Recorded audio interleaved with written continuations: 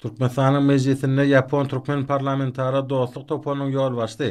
Yaponiýanyň parlamentiniň Wekiller Palatatynyň agzasy Endo Taşiýakow bilen geçirilen duguşyň dowamynda kanun çykarjy idaralaryň ugrunça iki tarapdan hyzmatdaşlygyň geljekki mümkinçilikleri arany maslahatlaşyldy. Däp bolan hemdägiň ugurlary öz gelimine alýan dostlukly döwletara gatnaşyklaryna ugry aýratyn ýahmet berliýär. Şundan şeýle-de sewit derejesinde parlamentary gatnaşyklary ösdürmek maksady bilen Merkezi Aziýa goşmak Yaponiýa gönüşinäki Merkezi Aziýa döwletleriniň we Yaponiýanyň parlamentleriniň ýol başçylarynyň Aşgabatda ilkinji duguşyny geçirmek başlangyjynyň ähmeti bellenildi.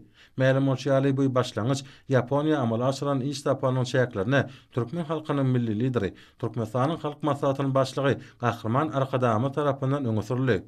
Hyzmatdaşlaryň häzirki ýagdaýyny hemde geljekki mümkinçiliklerini ara maslahatlaşmagyň şäklerini şeýle-de ymsanperwer gatnaşyklary giňertmek üçin uly mümkinçilikleriň bardygy bellenildi. Hususan türkmen nusgawy edebiýatynyň düýbün tutujy Günnägöreň beýik şahyry we akyllary Magtymly Pragynyň doglugynyň 300 ýyllyk münasibetli geçirilýän dawaralaryň iki halkyň arasynda medeni dost sogony gatnaşyklarynyň pogtalandyrylmagyna ýardym berjektigi bellenildi.